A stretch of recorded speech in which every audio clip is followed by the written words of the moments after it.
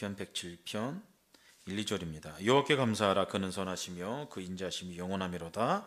여호와의 성령을 받은 자들아 이같이 말할지어다. 여호와께서 대적의 손에서 그들을 속량하사. 이번엔 다 함께 읽도록 하겠습니다. 시작. 오늘 추수감사절입니다. 추수감사절. 지난주 이제 수요 예배 연이어서 이제 감사의 제목이라는 이제 주제를 가지고 하나님의 말씀을 증거하도록 하겠습니다. 여기 보면 이제 봉투가 있어요. 이름이 적혀 있습니다. 김기순 권사님, 심창혁 권사님, 유명화 권사님, 임문희 권사님, 이렇게 있습니다. 이게 뭔지 아십니까? 돈 봉투 아니에요. 이거 추수감사절이라 용돈 드리려고 마련한 건 아니고요. 이게 뭐냐면은 저희가 이제 연초에 이제 새해를 맞으면서 이제 송구용신 예배 드리면서 저희가 매년마다 하는 게 있습니다. 한 해 동안 하나님 앞에 원하는 소원을 손편지로 쓰는 것이에요. 그래서 그것을 이제 한 해 동안 잘, 요 밑에 보면은 제가 저쪽으로 옮겼는데 통에다가 잘 보관해 놨다가 추수감사절날에 이제 오픈해 보는 거예요. 그래서 하나님께서 한 해 동안 우리의 인생 가운데, 교회 공동체 가운데 얼마나 큰 은혜를 베푸셨는가에 대해서 다시 한번 묵상하고 감사하는 시간을 이제 가졌으면 하는 마음에서 이제 이런 시간을 준비를 해봤는데, 이제 가져가시면서 이제 가져가시길 바랍니다. 그래서 한 해 동안 하나님께서 얼마나 우리 인생 가운데 역사하셨고 또 일하셨는지에 대해서 상고해 보시고 묵상해 보시고 감사하는 그런 복되고 귀한 하루가 되길 주님의 이름으로 소망합니다. 오늘 이제 시편 말씀을 가지고 이제 감사하는 자에 대해서 오늘 살펴보고 은혜를 나누고자 합니다. 어느 아버지와 아들이 따로따로 같이 간 게 아닙니다. 따로따로 이제 말을 타고 이제 숲속을 이제 가고 있었다고 합니다. 가고 있는데 아버지는 아들을 찾은 거예요. 그리고 아들은 뭐 했겠어요? 아버지 찾은 거죠. 반대예요. 서로 길이 엇갈려 갖고 이제 뭔가 중요한 이제 만남을 해야 되는데 서로 찾은 것 같습니다. 그런 중에 한참 후에 아버지와 아들이 만났다고 그래요. 아들이 말을 합니다. 아버지, 오늘 하나님의 은혜가 너무 감사합니다. 너무 감사한데 제가 아버지 찾으러 오는 중에 이제 말 타고 가잖아요. 근데 이제 숲이 험해갖고 말 타고 가는 가운데에 나무 뿌리에 걸려서 3번이나 넘어졌는데 제가 다친 데가 한 군데도 없어요. 얼마나 감사한지 모르겠어요. 그렇게 이제 아들이 이야기했다고 합니다. 그러다가 아버지가 말합니다. 그래, 참 감사한 일이야. 그렇지? 근데 나도 감사한 일이 있단다. 나는 아들이 너를 찾으면서 나무 뿌리에 걸린 적이 한 번도 없어. 얼마나 감사한 일이냐. 이거 이제 그냥 예화입니다. 예화. 근데 뭔가를 시사하기 위해서, 가르쳐 주기 위해서 이제 제공하는 이제 예화입니다. 무슨 얘기예요? 우리는 감사라고 생각하면은 하나님께서 나에게 허락해 주신 것에 대해서만 감사해야 된다라고 이제 생각하는 경향이 있다라는 것이에요. 직장이 없는데 직장을 주셔서 감사하고, 이제 내가 건강하지 못한데 건강을 주셔서 감사하고, 내 안에 있는 어떤 이제 굉장히 큰 문제가 있는데 하나님께서 이런 문제들을 해결해 주셔서 감사하고, 그렇지 않습니까? 그런데 우리가 알아야 될 것은 이것은 감사의 지극히 일부분이라는 사실을 알아야 된다라는 것입니다. 어떻게 보면은 이것이 감사의 제목이고 감사거리가 된다라면은 감사할 일은 어떻게 보면 많지 않을 수가 있어요. 여러분 한번 생각해 보십시오. 삶을 되돌아보십시오. 한 올해, 작년, 아니면 한 3년간 삶을 되돌아보십시오. 감사할 어떤 이제 조건, 그러니까 쉽게 얘기해서 좀 괜찮은, 우리 인생이 좀 풀리는 조건이 많아요? 아니면 꼬인 게 상황이 많습니까? 어떤 게 많아요? 저는 꼬인 것도 많고 좋은 것도 많고 그래요. 근데 풀리는 조건만 감사의 어떤 그런 내용이 된다라면은 감사할 수 있는 내용이 별로 없다라는 것이에요. 그리고 감사의 근원과 그 원동력은 사실 또 다른 데 있다라는 것입니다. 추수감사절입니다. 제가 곰곰이 생각해 봤어요. 추수감사절 날에 감사에 대한 설교를 해야 되는데 내가 진짜 감사하고 있나에 대해서 곰곰이 묵상해 봤습니다. 상황과 내 내면과 모든 것을 취합해 봤을 때 내가 하나님 앞에 진짜 감사하고 있는가? 감사에 대한 설교를 해야 되는데 내가 진짜 왜 감사하고 있는가? 예, 노코멘트 하겠습니다. 근데 제가 무슨 얘기냐면 진짜 감사할 수 있는 원동력은 우리의 환경과 처지가 아니라 다른 곳에서부터 흘러나온다라는 것입니다. 우리는 다른 쪽에도 눈을 돌려야 된다는 것이에요. 나에게 일어나지 않은 그런 일에 대해서도 충분히 감사의 제목이 될 수 있다는 것이에요. 너는 넘어졌는데 이제 아무렇지 않아서 감사하고 나는 아무 일 없었어. 그래서 너무 감사해. 아버지 고백 아닙니까? 그런 것처럼 일어나지 않은 일에 대해서도 하나님 앞에 감사할 줄 아는 그런 넉넉함이 있어야 된다는 것이에요. 추수 감사절이죠. 수요일에도 감사라는 주제로 말씀을 나눴습니다. 오늘도 감사해서 나누는데 원래 추수감사절은 제가 수요일 때 나눠드렸지만 어떻게 뭐 성경에서 나온 어떤 이제 그런 이제 근거를 가지고 하는 것은 아닙니다. 굳이 찾자라면 이제 초막절이라고 제가 말씀드렸어요. 추수감사절은 역사 가운데 이제 교회 안에 이제 들어온 것입니다. 영국 청교도들이 이제 신앙의 자유를 떠나서 미국에 이제 정착을 하죠. 그것이 이제 정통이 되었어요. 거기서 유래한 것이고 제가 그래서 이제 추수감사를 앞두고 수요일 때 몇 가지에 대해서 감사하자고 제가 말씀을 나눴습니다. 첫 번째가 뭐예요? 기억나세요? 가정 주신 것에 대해서 감사해야 된다. 우리에게 허락해 주신 가정을 주신 것에 대해서 감사한다. 두 번째, 조금 더 폭넓은 의미의 가정이 더 있죠. 교회 공동체로 하나님께서 묶어주시고 영적인 가정으로 우리를 부른 것에 대해서 감사한다고 말씀드렸고, 똑같이 뭐예요? 영원한 소망이 우리 안에 있음으로 인하여서 감격하고 감동해야 되고 그 중에서 우리가 감사할 줄 알아야 된다.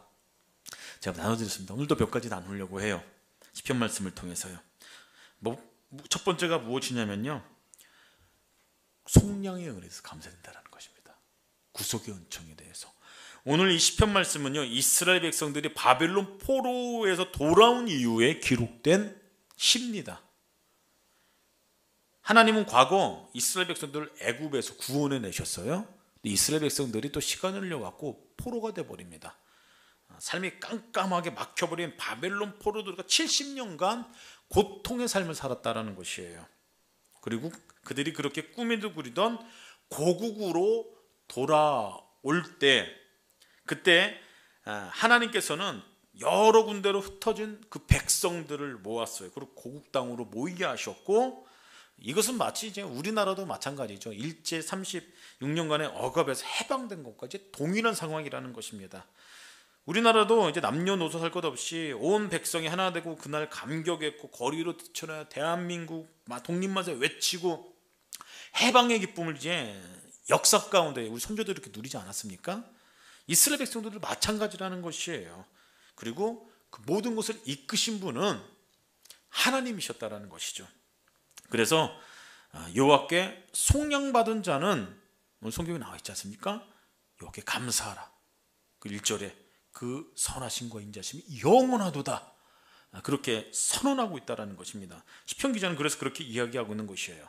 그런데 이 시대를 살아가고 있는 우리들에게는 애굽의 노예 생활도 없습니다. 그리고 바벨론의 포로 생활도 없어요. 과거 우리 선조들은 이제 일제 36년과 같은 이제 끔찍한 그런 경험을 경험했을 텐데 지금 이 시대를 살아온 우리들에게는 그런 경험이 없습니다. 그런데 우리들의 묶여있는 그런 과거가 있다는 것이에요. 어둠의 과거. 그게 뭐냐면은 영적으로 우리의 과거가 그런 상태였다는 것이에요. 억압받는 상태, 죄의 노예였고 사단의 포로였던 그런 상태 가운데 우리가 있었다는 것이에요. 그런 우리가 하나님께 돌아오고 구원의 주님을 만나 구원의 감격을, 속량의 감격을 누리게 됐다는 것입니다. 성경에서 그걸 이야기하고 있는 것이죠. 그래서 우리가 이 시간에 죄의 자리 가운데 있지 않냐고 하나님의 집에 와서 예배하고 있는 이 자체가 굉장히 귀한 은혜고 감사의 제목이라는 것이에요. 여러분, 사역하다 보면 여러 사람을 만나는데 참 많은 간증들을 듣습니다. 이 시간에 와서 이제 교회에 와서 예배 드린 게 참 기적이에요. 참 이건 말도 안 되는 기적 같은 일입니다라고 이야기하는 사람들도 있어요. 예전에 이제 사역하다 보면은 진짜 생초짜들이 있습니다. 어떻게 연결돼서 만나서 교회 공동체에 들어와서 이제 훈련받고 이제 리더가 된 청년들도 꽤 많아요. 이제 뭐 지금 집사님이고 그런데 예전에 이제 어떤 삶을 살았냐면은 밤에 나가면은 이제 주로 길거리에서 자주 봤어요. 막 밤새도록 술 마시고 이제 골목에서 파전 붙이고 뭔 얘기인 줄 아시죠? 근데 그랬던 사람들이 예수 믿고 나서 완전히 바뀐 거예요. 뭐 훈련되어지고 하나님 만나고 예수님 만나고 그랬는데 완전히 변화된 삶을 살면서 하는 얘기가 옛날에는 내가 술에 취하고 맨날 엉뚱한 짓 하고 그러고 사는데 지금 내가 하나님 앞에 나와서 예배하는 것 자체가 참 기적과 같은 일이에요. 그렇게 이제 간증하는 사람들도 있습니다. 죄 중에 헤매던 그런 상황 가운데에 예수님으로 말미암아 완전히 변화된 거죠. 우리들 마찬가지 아닙니까? 우리들도 동일한 그런 경험들이 있을 거예요. 죄를 즐기던 사람이 죄에서 멀어지고 죄의 도구에서 의의 도구로 변화되고, 여러분 새신자 중에는 이제 대부분 이제 동일합니다. 새신자 하면 교회 새로 오신 분들을 이야기하는데 이제 보통 이제 억지로 끌려온 사람들이죠. 뭐 좋아서 온 사람들은 드물어요. 아내한테 이제 끌려오고 남편이 또 아내를 끌고 오고 자식들을 끌고 오고 또 자녀들 때문에 이제 부모님들이 끌려오고 친구들에게도 끌려오고 그러면서 이제 드는 생각이 야 이제 교회 가기 싫다. 좀 주일날에 좀 자고 싶은데 늦잠 자고 싶고 좀 쉬고 싶은데 왜 날 귀찮게 하냐. 근데 그랬던 사람들이 예수님 만나면 완전히 바뀌어요.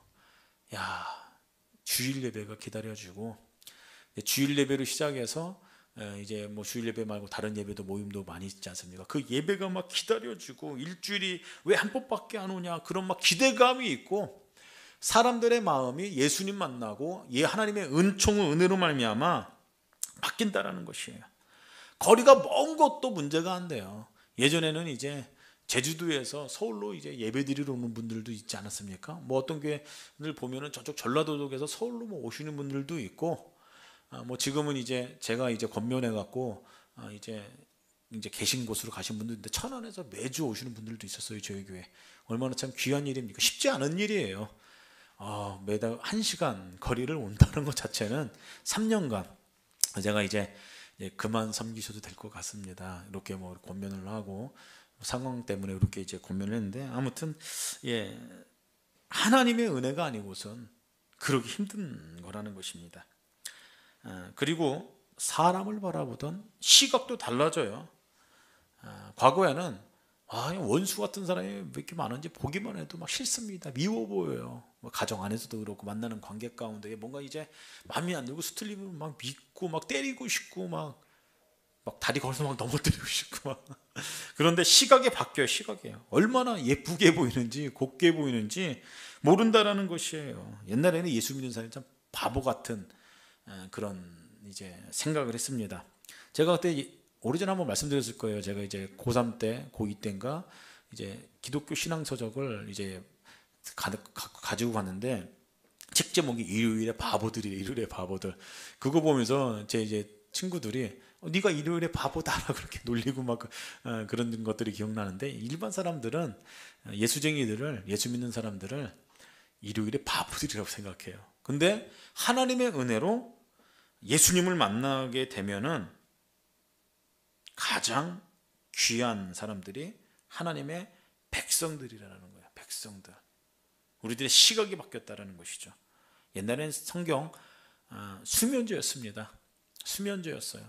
후딱송도 아시잖아요. 뭐 교회를 나와도 성경의 한쪽에 어떤 먼지 쑥 쌓여있다가 후 하고 딱 치고 먼지 털고 이제 교회 오신 분들 참 많은데 이 하나님의 말씀이 하나님의 은혜와 은총으로 말미암아 꿀송이처럼 달게 느껴지게 되는 그 은혜의 때가 있다라는 것이에요. 바뀐 것이에요. 바뀐 것.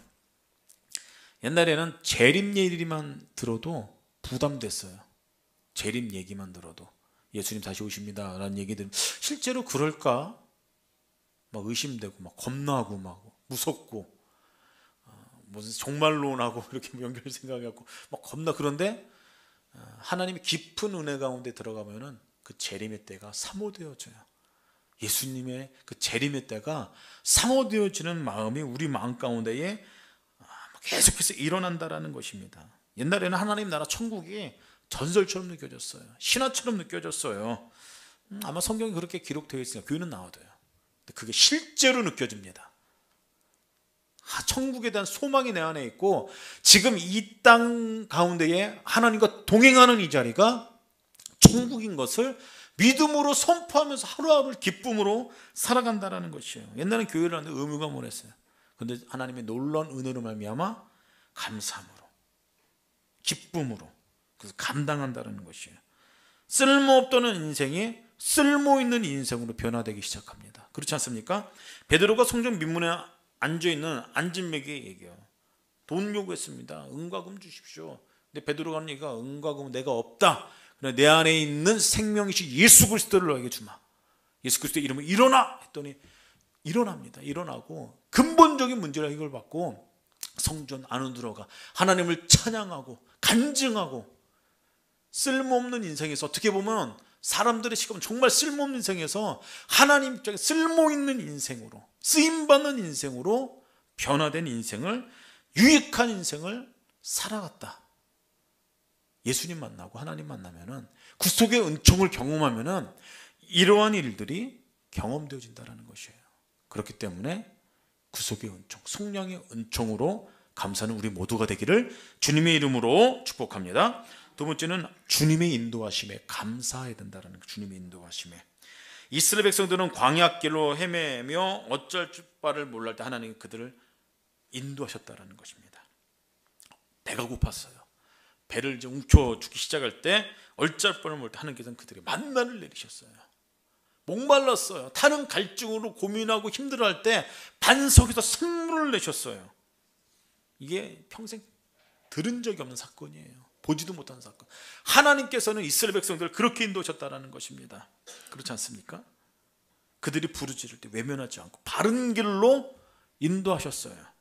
사사기를 보십시오. 늘 막 엉망진창해서 이스라엘 백성들 그때마다 부르짖었어요. 근데 외면하지 않으셨어요. 그때마다 사사를 보내시고 바른 길로 인도하셨어요. 출애굽기의 상황도 마찬가지죠. 하나님께서는 계시하셨고 역사하셨고 바른 길로 인도하셨고 끝내는 가나안 땅, 약속의 땅 가나안 땅으로 인도하셨다는 거예요. 마찬가지로 하나님께 이 모양 저 모양으로 우리의 인생을 인도하신 분이십니다. 여러분, 부모가 정상적인 부모라면 자식이 나쁜 길로 가는 거 원치 않아요. 그렇게 인도하지 않습니다. 바른 길로 가도록 인도해요. 부모의 한결같은 소망 아닙니까? 자식 잘 되는 것, 바른 길로 되는 것, 세상에 유익한 인생으로 살아가는 것. 하나님 아버지, 영적인 우리 아버지도 마찬가지라는 거예요. 당신의 자녀들이 바른 길로 가길 원해요. 그래서 하나님의 계획 가운데에 때때로는 우리를 고통 속으로 몰아넣으실 때도 있어요. 우리가 고통당하면서 깨닫기를 원하시는 것이죠. 그러면서 야 하나님께서 야 잘됐다 고소하다 너 한번 왜 그렇게 사냐 너 당해봐라. 하나님 그러실 분이세요? 아니라는 것이에요. 심술쟁이가 아닙니다. 원진 않지만 훈련 차원에서 우리를 고통 가운데로 의도적으로 넣을 때도 있어요. 그리고 때때로는 우리를 잔잔한 물가로 인도하실 때도 있다는 것입니다. 내 영혼이 주 안에서 편히 쉴 수 있는 영적인 안식처로 우리들을 인도할 때도 있다는 것입니다. 때때로 하나님께서 우리는 큰 풍랑 가운데에 위로로 평강으로 인도하실 때도 있습니다. 그리고 낙심과 시리 가운데에 절망 가운데 주저앉고 싶을 때 모든 것을 다 포기하고 싶을 때 하나님께서 그때도 힘을 주시고 위로해 주시고 평안의 길로 우리를 그냥 두지 않고 인도하신다는 것이에요. 열왕기 하에 19장에 나오는 엘리야 선지자를 보면은 갈멜산 산에서 바알 선지자 450명과 서서 일방적으로 그냥 통쾌한 승리를 합니다. 그런 다음에 어떻게 해요? 영적인 탈진이 와요. 승리 뒤에 이 상황이 더 깊은 침체에 빠졌습니다. 그런 상황 가운데에 로뎀나무에서 한다는 얘기가 나 죽고 싶습니다 하나님 그렇게 고백해요. 영적인 침체. 우리도 그런 상황이 있을지도 모르겠어요. 어제는 이제 막 모든 것을 다 이제 얻은 것처럼 막 하나님 찬양하고 막 기도하다가 어떤 상황 때문에 완전히 무너져서 영적인 침체가 단 하루 만에 하루 사이에 바뀌는 것을 경험할 때도 모르겠습니다. 그럴 때가 있어요. 하나님께서는 그런 영적인 늪에서 침체 늪에서 허우적거리는 엘리야를 책망한 것이 아니라 천사를 보내서 어루만져 주시고 음식과 물도 준비해서 먹이시고 기운을 얻게 하셨다는 것입니다. 하나님께서는 우리의 인생을 그렇게 인도하신다는 것이에요. 기도 가운데 이루하시고 말씀 가운데 일어서게 하시고 또 다른 형제나 자매를 통해서 힘을 얻게 하시고 이렇게 인도하시는 분 우리 하나님이시나 내가 지금 섬기는 하나님이세요. 그 하나님을 인하여서 감사는 추수감사리 되길 예수 그리스도 이름으로 축복합니다. 세 번째는 공급의 은혜에 대해서 감사해야 된다는 것이에요. 공급의 은혜. 하나님을 사모하는 영혼을 하나님께서 만족해 하시는 분이세요. 줄인 영혼에게 가장 좋은 것으로 채워주시는 분이십니다. 우리의 필요를 선하시게 공급하시는 분이 하나님이세요. 나의 영적인 필요 물론 정서적인 어떤 이제 필요도 우리들의 육신적인 필요뿐만 모든 것을 뛰어넘어서 가장 좋은 것으로 최상의 것으로 채워주시는 분이 하나님이라는 겁니다. 이스라엘 백성들을 그렇게 인도하셨어요. 그리고 우리들도 동일하게 그렇게 인도하신다는 것입니다. 이런 모든 것을 채워주시는 하나님께 감사해야 된다는 것이에요. 참 어려운 시대에 살아가고 있어요. 여러 가지 면에서 그렇지 않습니까? 그런데 그런 상황에만 이제 갇힌 분들이 계시다라는 것이에요. 그런 분들은 하나님께서 나에게 이제 무엇을 이제 공급하셨나 세 보니까 공급받은 게 없는 것처럼 느껴지는 것이에요. 감사한 게 뭐가 있냐 그렇게 이야기할 줄 모르겠습니다. 물론 예를 들어서 이제 안정된 직장이 있다고 가정해 봅시다. 규칙적으로 뭐가 나와요? 월급이 나오죠. 그걸로 생활을 하죠. 그런 것도 감사될 것이에요. 그러나 직장이 없을 때도 있어요. 없어갖고 인컴이 없을 때가 분명히 있을 때 있을 것입니다. 그런데 성경에서 나온 것처럼 하나님께서는 까마귀를 통해서 먹여주는 채워주는 그런 경험도 경험케 한다는 것이에요. 참 이게 귀한 일이죠. 감사한 일이고 물론 안정된 직장을 가지고 이렇게 하는 것도 더 큰 은혜입니다. 직장이 없는 것보다 있는 게 낫죠. 근데 없을지라도 순간이죠. 그럴지라도 하나님께서 하나님의 방법으로 하나님의 백성들을 채우시고 공급하시고 그런 은혜가 있다라는 것이에요. 그리고 이거는 안정된 직장을 가진 사람들은 경험해보지 못하는 것들이에요. 그렇지 않습니까? 나의 좀 어려운 상황 가운데 특별한 하나님의 은혜로 내가 체험할 수 있는 그것도 귀하다라는 것입니다. 때로는 하나님께서는 우리의 감격과 기쁨을 극대화하기 위해서 어떤 이제 특별한 방법으로 우리 인생 가운데에 공급해 줄 때도 있다라는 것입니다. 그 공급에 감사해야 된다라는 것입니다. 그리고 그렇게 감사하는 사람들은 사실상 하나님께서 더 큰 것으로 감사해요. 얘가 감사하네. 그래 내가 더 많은 것을 맡겨도 얘는 되겠다. 괜찮겠다. 더 큰 은혜로 우리 가운데 주실 수도 있다라는 것이에요. 더 큰 것을 받을 자격이 있는지에 대해서 하나님께서 테스트하는 그런 경우도 있을 수 있다라는 것입니다. 어떻게든 되더라고요. 하나님의 은혜로. 이제 개척한 지 3년 차입니다. 개척한 지 3년 차고 이제 여러 가지 막 우여곡절도 있었고 여러 가지 상황도 확 바뀌는 일도 있었고 지금 이 상황도 이제 많이 바뀐 상황인 것이죠. 근데 이제 제가 3년 동안 개척하면서 20여 년 동안 30년 가까이 이제 사역하면서 내린 결론은 어떻게든 하나님께서 공급해 주시더라입니다. 어떻게든 하나님께서 채워 주시더라. 어떻게든 하나님께서 역사해 주시더라. 재정도 사람도 관계된 모든 것도 당장은 어둡게 보이고 힘들게 보일지 몰라도 어떻게든 하나님께서 채워 주시더라. 이 은혜의 역사가 여러분 삶 가운데 동일하게 경험되어졌으리라 생각합니다.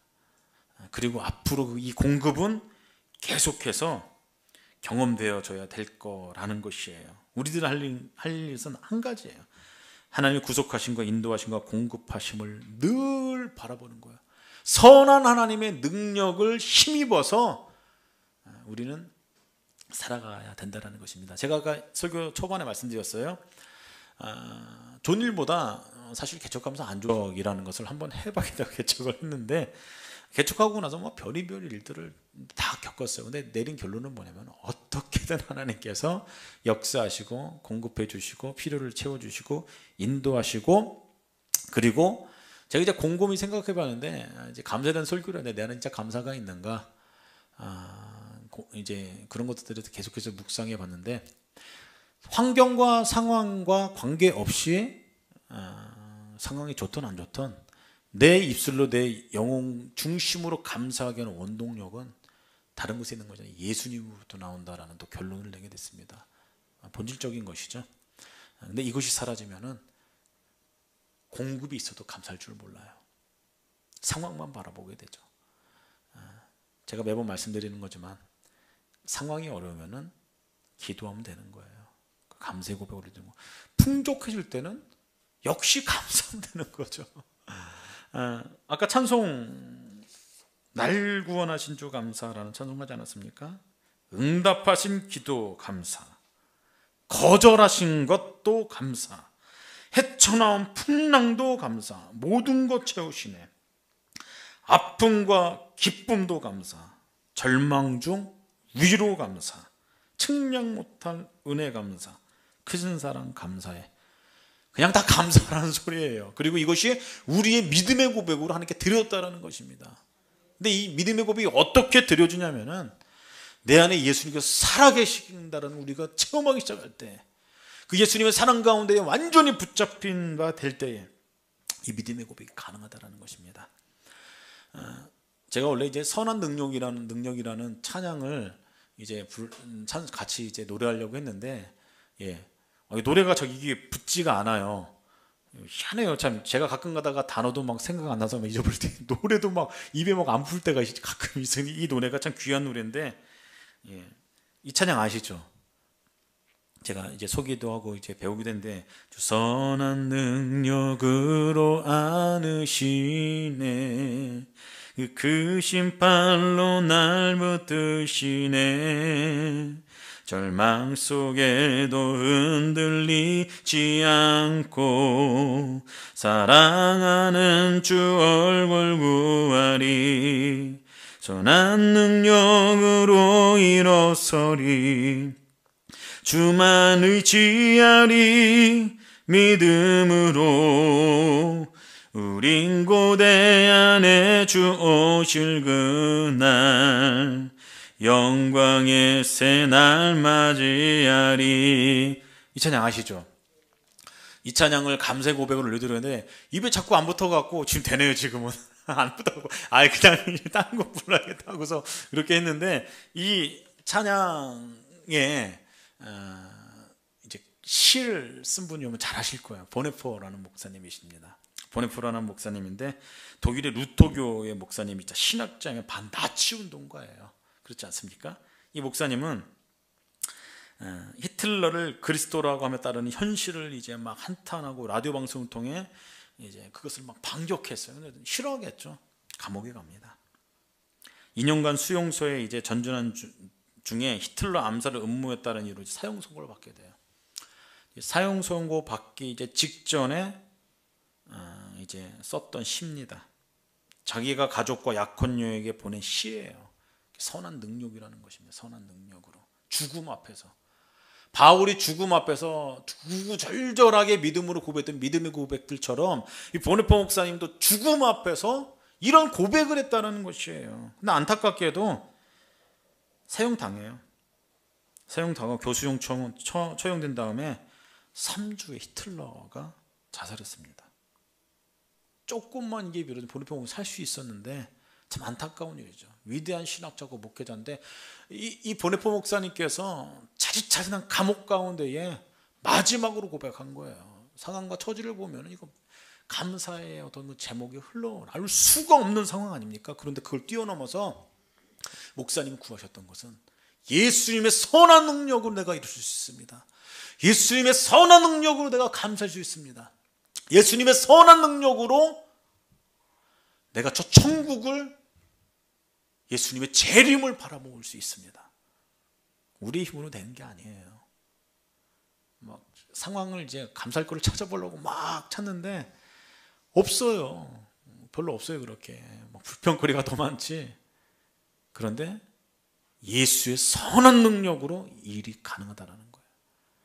공급하신, 구속의 은총을 주신, 인도하신, 가정을 주신, 교회 공동체를 주신, 천국을 소망하는 그 마음을 주신, 이것들이 예수의 선한 능력으로만 가능하다는 것입니다. 추수감사절입니다. 무엇으로 인해 감사하겠습니까? 그 원동력이 어디로부터 오겠습니까? 선한 능력으로 이끄신 하나님의 그 놀라운 사랑, 그 어느 때보다 필요한 이 시대를 살아가는 우리들 아닌가 싶습니다.